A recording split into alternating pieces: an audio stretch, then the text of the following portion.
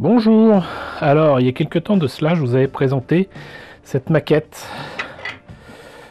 de Star Wars que j'ai déjà faite, que j'ai déjà montée dans une autre version qui était pré-peinte, voilà, que je vous ai déjà présenté aussi. Donc il s'agit du Slave One de Boba Fett, n'en déplaise à nos amis de Disney qui ont décidé que le nom de ce vaisseau n'avait plus lieu d'être. Une polémique que je comprends, que j'entends, mais qui arrive un peu tardivement et que je trouve un peu ridicule. Mais il se trouve que donc j'avais commencé à travailler sur ce kit et avant de continuer, je me suis dit qu'il était de bon ton de vous présenter ce que j'ai fait dessus. Voilà, parce que comme je l'ai dit, donc c'est une maquette qui est telle quelle, c'est-à-dire qu'en fait il n'y avait pas de peinture dessus, contrairement au précédent, la précédente version qui était donc un Easy Kit Pocket. Et donc j'ai fait comme d'habitude, j'ai travaillé sur beaucoup de pièces à même la grappe. Donc là on voit par exemple pour l'intérieur du cockpit et l'intérieur là aussi des, je sais pas comment on peut appeler ça, les montants pour les ailes. J'ai fait tout simplement un peu de gris, du Dawn Oil et un brossage à sec gris de nouveau. Pour le cockpit, même si on verra peu grand chose, voilà, donc là on a le cockpit de Boba Fett et un tout petit Boba Fett ici. Voilà, je sais pas si vous verrez grand chose, mais de toute façon une fois placé là-dedans on verra encore moins. Voilà, mais je voulais faire cette vidéo parce que, outre vous montrer ce que ça donne une fois travaillé, je me suis dit que il y avait des choses à dire sur donc ces éléments-là. Alors je vais essayer d'améliorer la lumière là. C'est important. Ça c'est l'intérieur des réacteurs. Réacteurs qu'on a là. Et il se trouve que j'ai décidé de les remplacer. Et du coup, effectivement, avec la lumière qu'il y a là, ça donne pas grand chose. Voilà, mais donc j'ai mis des bijoux fantaisie, mais pas n'importe comment, à la place de ces trucs là, qui ont une forme assez particulière, que je réutiliserai peut-être pour faire du détaillage sur des Star Destroyer, on verra ça plus tard. Mais donc j'ai mis ça, c'est pas collé ni rien. Et avec une lumière naturelle dont on ne bénéficie plus là, avec l'arrivée de l'automne et bientôt de l'hiver, on voit pas grand chose, mais moi ça me plaît beaucoup et je voulais revenir dessus avec vous avant de continuer à bosser sur ce Slave One, parce que j'ai utilisé comme d'habitude donc des bijoux fantaisie et d'autres trucs comme ça, voilà. Et je voulais vous expliquer ce qu'il en était. Donc au départ je me disais que je pourrais utiliser ce genre de choses. C'est des trucs lenticulaires, on va dire, qui sont des jetons, des pions pour certains jeux, notamment de bingo. Et j'en ai récupéré ici et là, et il n'y a pas très longtemps encore des paquets, parce que j'aime bien la forme, comme je disais, lenticulaire, donc c'est-à-dire bombé d'un côté et de l'autre, et en plus on en trouve de différentes couleurs. Donc là c'est un peu orange, un peu ambré, on peut en trouver en bleu, en jaune, en vert, en ce que vous voulez, et c'est toujours utile. C'est toujours utile pour mes projets, que ce soit des maquettes ou le détaillage de jouets de fiction en plastoc qui n'ont pas justement de lentilles, par exemple pour les lunettes de visée. Mais il y a aussi éventuellement la possibilité, j'avais la possibilité de mettre ces petits miroirs. Voilà, alors ce qu'il y a de bien avec cela, c'est que vous pouvez utiliser d'un côté en miroir normal et puis de l'autre côté en miroir un peu ambré. Moi j'aime beaucoup cette couleur. Voilà. Et sinon j'avais des trucs diamantés classiques, d'autres machins comme ça. Alors ça c'était plutôt pour essayer de varier l'aspect, mais bon, si je le mets, voilà, avec la lumière ça aurait pu sembler bien, mais bon, ça aurait pu aller aussi, mais c'était trop petit. Voilà, ça c'est un petit cabochon, petite goutte, mais c'était trop petit. C'était trop petit au final. Du coup, j'ai utilisé ce choix-là. Alors, je vais être obligé de démonter parce que ça, c'était juste pour essayer. Alors, le truc, c'est que il faut démonter la pièce. Voilà. Et déjà, bon, j'en profite pour vous montrer le travail qui a été fait là-dessus, qui n'est pas trop vilain.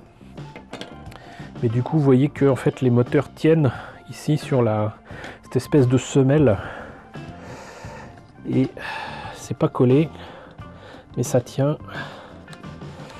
Et je vais éviter de tout abîmer, parce que c'est fait pour bien tenir, ce qui est très bien. Mais dans le cas présent, ça ne me facilite pas la vie. On va le faire pour un, ça sera déjà pas mal. Et donc, j'ai utilisé une petite lentille comme ça, plastique, que j'ai aussi en quantité. Voilà, mais c'était pas suffisant. Donc du coup, j'ai mis ce truc là. Alors, je sais pas si on peut appeler ça un strass. C'est un truc qu'on trouve souvent sur certains bijoux et sur certains vêtements. C'est pour ça qu'il y a un trou au milieu. Ça donne un effet diamanté et avec les deux, ça rend vraiment très bien. Et donc vous voyez, c'est tout bête, hein, mais ça fonctionne. Ça fonctionne même très bien et ça rendra très bien. Donc je suis très content de ce que ça va donner. Et il faut que je vous montre aussi comment je m'y suis pris pour la peinture ici sur la semelle. Bon, en espérant que la lumière soit suffisante, mais donc vous voyez que j'ai fait quand même un petit travail de patine sur les panneaux rouges, parce que le vaisseau de Boba Fett en fait est vraiment écaillé de partout. Mais j'avais pas spécialement envie de faire un travail d'écaillage, j'allais dire classique, qui consiste à mettre de la laque, mettre une première couche, une seconde couche, du vernis, ceci, cela. J'avais pas envie de me compliquer la vie. Par contre, j'ai des amis qui souvent utilisent la technique, vous voyez, avec ce genre de méthode. Vous avez ça dans des éponges premier prix, voilà, c'est de la mousse que moi je récupère dans certains, comment dirais-je, certains emballages. Et en fait, avec ça, il y a moyen de tamponner en fait les surfaces pour obtenir notamment, par exemple, l'écaillage assez réaliste, hein, sur des bords de formes comme ça qui sont métalliques ou quoi. Et ça rend pas mal, mais c'est pas encore ça. Faut dire que je fais assez rarement ce genre de truc. Je suis pas super satisfait pour l'instant. Je vais peut-être laisser un petit peu reposer entre guillemets, parce que il manque quelque chose. Je sais pas encore défini quoi, mais il manque quelque chose. Mais en fait c'est très simple, hein. C'est-à-dire que bon, j'avais mis de la peinture, je sais plus quelle peinture j'avais mis, grise ou quoi, enfin bon. Voilà, avant de mettre la peinture rouge, j'avais tamponné avec du rose presque rouge, de Citadel, et ça allait très bien. Et puis après je me suis dit, oh c'est super, je vais continuer. J'ai mis du rouge un petit peu plus, comment dirais-je, pas plus rouge quoi, du Mephiston Red, et j'ai tamponné ici et là, et je pense que j'ai un peu foutu en l'air le travail que j'avais fait au départ. J'aurais dû faire ça avec technique de tamponnage mais plus petit, parce que ça c'était très bien pour les premiers écaillages, mais voilà. Mais bon, cela dit, avec le reste des pièces, ça rend déjà pas mal. Ça rend déjà pas mal, mais bon, faut voir. Déjà, je me suis rappelé que il faut que je règle le souci de ce cockpit qui s'ouvre, qui n'a pas à s'ouvrir. C'est complètement ridicule, c'est complètement débile. Et il va falloir que je coupe correctement la pièce transparente, que je mette ici une pièce pour combler cet espace là, et ensuite que je retrouve, ou alors je le ferai avec de la colle blanche, que je retrouve de quoi coller le cockpit, qui sinon la verrière elle est très bien, hein, franchement, elle tient bien, c'est juste que ça s'ouvre comme un jouet et ça se voit, et ça c'est vraiment problématique parce que c'est vraiment le seul gros défaut, très très gros défaut de la maquette. Ça, plus ici on met ça, voilà, même si c'est supposé être des câbles et tout, c'est pas vraiment ça. Sinon toujours aussi satisfait de cette pièce là, hein. Et tout ce qu'il faut par contre, c'est que je mette donc justement le fond des tuyères là, et que je trouve le moyen d'effacer autant que faire se peut la jointure ignoble qui est entre les deux pièces, et ça devrait être pas mal. Mais franchement déjà bon, pour le cockpit je suis toujours aussi content, ça rend vraiment très bien avec les panneaux là. Je me suis pas embêté, du noir en Gundam marker, et pour les panneaux et les boutons en blanc je mettrai quelques petites pointes de rouge. J'ai pris donc un stylo blanc, voilà. Ça a un défaut par contre, ça sèche très vite ces trucs là, je veux dire par là j'en ai plein, mais à chaque fois je suis obligé d'en racheter parce que l'encre qui est dedans a séché carrément dans le stylo. Mais c'est quand même super pratique, c'est pour faire des hublots par exemple de vaisseaux spatiaux, au lieu de mettre du blanc avec un pinceau ou même un cure-dent, là vous faites ça avec le stylo et c'est rapide, aussi rapide que si vous écriviez avec justement un stylo à billes. Voilà, donc bon, tout ça pour dire que on va continuer, pas forcément le montage qui n'a rien de bien compliqué, mais le travail sur la peinture. Et puis je m'arrêterai si j'ai des choses à vous montrer entre temps, mais bon, je pense pas que ça vous intéresse des masses de me voir découper des pièces. Donc on se retrouve peut-être pour la version finale, ou un autre aspect de ce pas à pas sur le Slave One. Alors, après quelques coups de peinture de plus, petite mise au point. Alors donc déjà, je n'ai plus de bombe Tamiya Smokescreen, donc j'ai dû le faire au pinceau, ce que j'aime pas trop faire parce que il y a de fortes chances d'avoir quand même des traces de pinceau. Mais vous voyez que donc cette pièce qui était transparente, vraiment parfaitement transparente, maintenant elle est un petit peu fumée et ça me convient très très bien. Je veux pas la rendre trop non plus sombre, mais là elle est j'allais dire parfaite. Et surtout j'ai découpé donc avec cette scie en photo découpe que désormais vous reverrez assez souvent, les pièces qui permettaient donc de faire la jonction avec le vaisseau. Et vous aviez une articulation ici, et de quoi donc coincer la pièce là. Et vous voyez que bon, pour moi en tout cas, c'est juste parfait au niveau de voilà de la transparence et du fait que ce soit un petit peu fumé. Ça participe à rendre donc l'objet, j'allais dire beaucoup plus petit, mais c'est ça.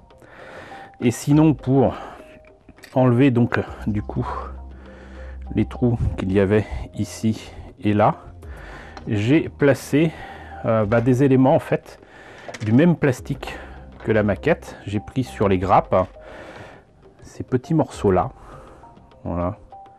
Vous voyez ici par exemple, ça c'est parfait parce que vous avez que une seule partie à découper sur la grappe.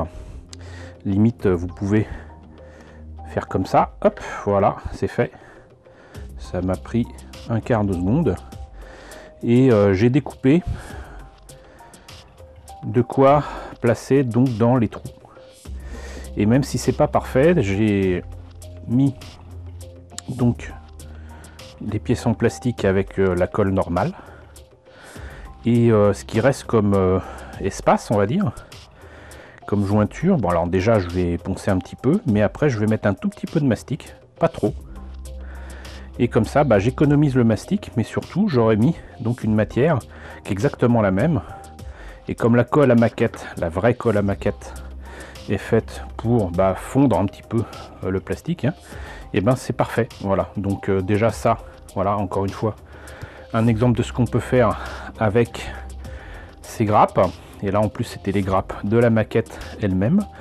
Vous observerez aussi que donc j'ai collé les deux pièces ensemble, j'ai poncé ici et j'ai même pas eu à mettre de mastic, comme quoi ces pièces là se joignaient très bien. Il a fallu que je resculpte un petit peu ici, là, les détails qui étaient en creux, mais rien de compliqué. Voilà, et ça passe très bien, parce que voilà, même s'il y avait des grosses attaches pour faire tenir tout ça, ça tient très bien, et avec la colle ça passait très bien. Voilà, je suis toujours aussi content du Boba Fett, même si on constatera tout à l'heure, je vous montrerai des documents, qu'il est beaucoup trop petit, mais ça rend très bien. Et je remets encore une fois, voilà, la verrière, vous voyez que ça rend très très bien. Voilà, sinon, donc pour l'arrière du Slave One, ça rend très bien aussi. Donc ces trucs là sont articulés, mine de rien. Il faut faire attention, c'est un peu fragile. Et même si ça tenait très bien tout seul, j'ai quand même mis de la colle. Voilà. Il n'y a que là l'espèce de radar que j'ai pas mis de colle. Et sinon pareil, hein, comme d'habitude, des jus, de la peinture. J'ai même utilisé un petit peu de peinture contraste ici. La contraste qui correspond à la peinture verte qui est faite pour les serviteurs de Nurgle, vous voyez. Voilà. Et ça rend très bien aussi. Un petit peu de doré cuivré ici sur cette partie de moteur. Et sinon, donc, une fois placé ici, j'espère que cette fois-ci on verra bien. Non, toujours pas.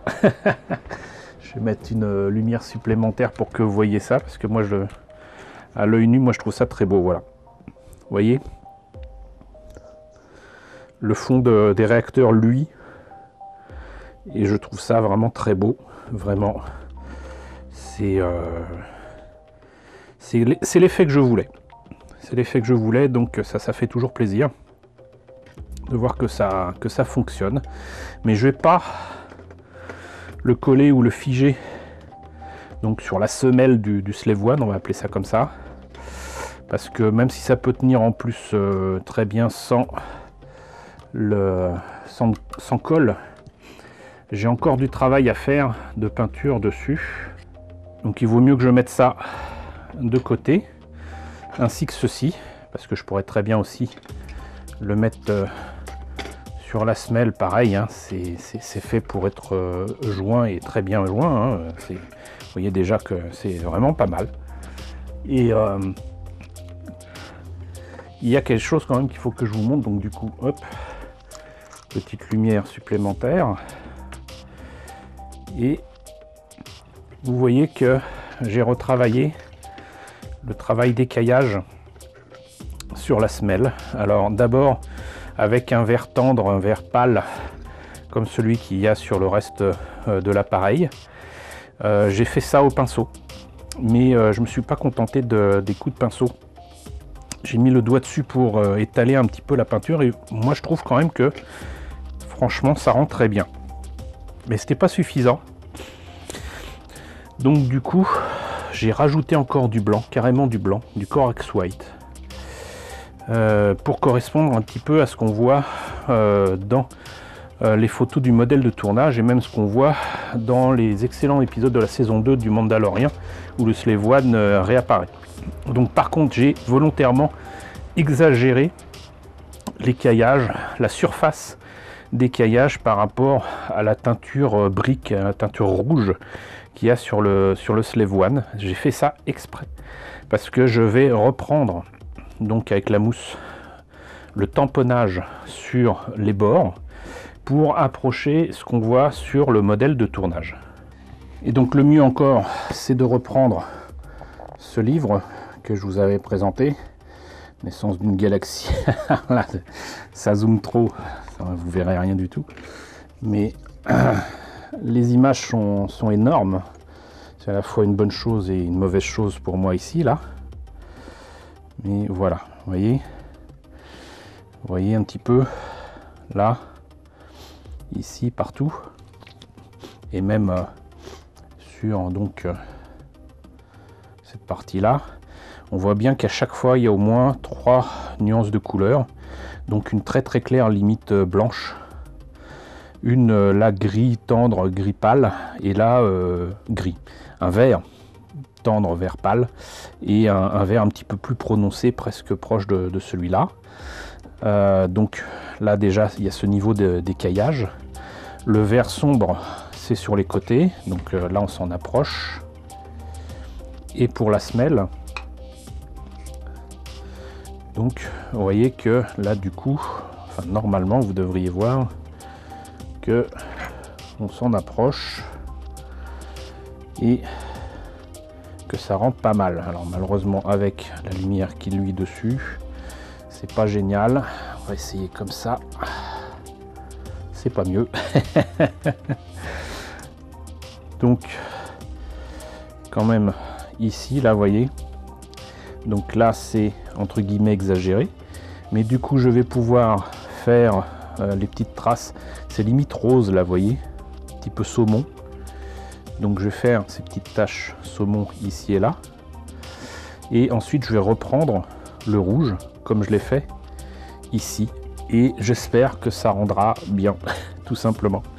Voilà, parce que pour l'instant, comme je vous le disais, moi je suis très très content du résultat, et je pense que ça rendra vraiment très bien.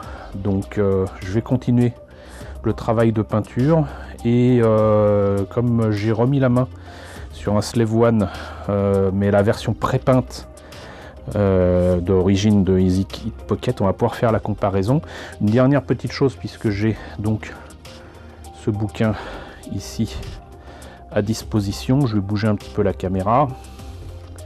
Voilà, vous voyez, il y avait quand même un Boba Fett dans le cockpit, et là on voit bien que c'est pas ça. Vous voyez que là il est nettement trop petit. En fait la figurine est certainement 2 fois trop petite, alors que là il a quand même une certaine taille, une certaine proportion, et là ça va pas. Et de toute façon je l'avais deviné, parce que normalement donc les personnages passent par ici, montent le Han Solo carbonite avec les gardes Bespin. On voit aussi ce que ça donne avec Jango Fett quand il va dans le vaisseau. Il a certainement pas cette taille là. Il n'a pas cette taille là du tout, il est 2 fois trop petit. Mais c'est pas grave, c'est pas grave du tout. On va faire avec, et on va continuer à bosser sur ce brave Slave One, et donc travailler la peinture tranquillou, mais je pense qu'on est bien parti, et que je vous revois donc du coup pour le résultat final. Alors voilà, je peux dire que bon, même si ça n'a pas été une promenade de santé, notamment pour l'effet que je voulais reproduire sur l'écaillage de la semelle du Slave One, reste que je suis quand même très satisfait du résultat. Je pense que je vais quand même rajouter ici et là un petit peu de patine, un petit peu de jus, mais comme vous le voyez à l'écran, ça rend quand même vraiment très bien. J'ai pas encore collé les pièces, justement parce que je compte, d'ailleurs ça se voit que j'ai pas collé cette pièce là, mais j'ai collé au moins donc la verrière sur le cockpit, ça va. Le reste, je collerai quand je serai vraiment totalement satisfait du résultat final. L'arrière et donc ce que j'ai fait pour les moteurs, franchement ça rend super bien, franchement voilà, ça je suis vraiment super content. Donc pour moi en tout cas c'est quand même relativement proche de ce qu'on peut voir sur le modèle de tournage, et c'est le principal.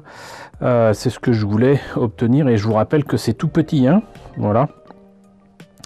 Ça sera différent avec les modèles O172 ou le modèle supposé rétro 1 centième qui était le EasyKit de Revell, mais en attendant là franchement voilà, je voulais faire quelque chose en peinture sur un modèle non peint de Revell du Slave One. J'ai eu ce que je voulais, c'est super. Du coup, moi, ce que je vous propose maintenant, c'est de comparer avec le modèle qui était pré-peint, qui était sorti en EasyKit Pocket, pour que vous voyez un petit peu la différence.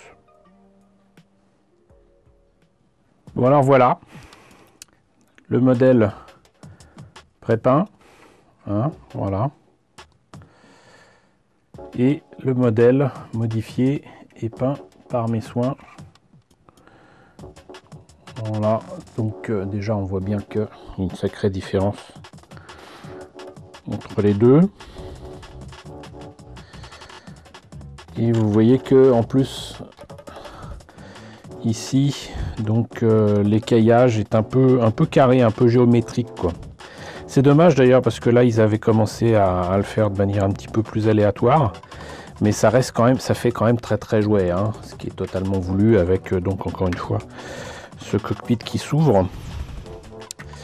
Mais sinon les couleurs étaient les bonnes, hein, très clairement. C'est assez amusant, bon à part les moteurs qui ont du mal à se fermer. Il a fallu effectivement que, je vous en ai pas parlé, mais il a fallu que j'enlève les morceaux de plastique qui étaient supposés aider à lier les deux morceaux, et j'ai pu les coller, et du coup ça rend quand même nettement mieux comme ça. Voilà, et donc on voit quand même sacrément la différence, enfin j'espère. J'espère qu'on voit quand même la différence. Même là aussi pour le milieu de la carlingue. Et voilà. Donc écoutez, je vais pas faire plus long, hein, mais j'espère que la présentation de ce Slave One repeint par mes soins, modèle donc Revell de petite taille, qui était donc le EasyKit Pocket, qui est supposé être au 161, un truc comme ça, vous a intéressé, hein. N'hésitez pas à me dire ce qu'il en est dans la section commentaires, n'hésitez pas à liker, n'hésitez pas à partager, n'hésitez pas à vous abonner si ce n'est pas déjà le cas. Coucou nombreux abonnés qui nous ont rejoints ces derniers temps, bienvenue ici. Coucou aux grands anciens qui me suivent depuis plus de 5 ans, bientôt 6. Merci à tous de votre fidélité, merci à tous de votre soutien sur Tipeee et sur Paypal. Surtout prenez soin de vous. Je vous laisse avec la liste des contributeurs de la chaîne et je vous dis à très bientôt pour la présentation d'un nouveau kit Star Wars.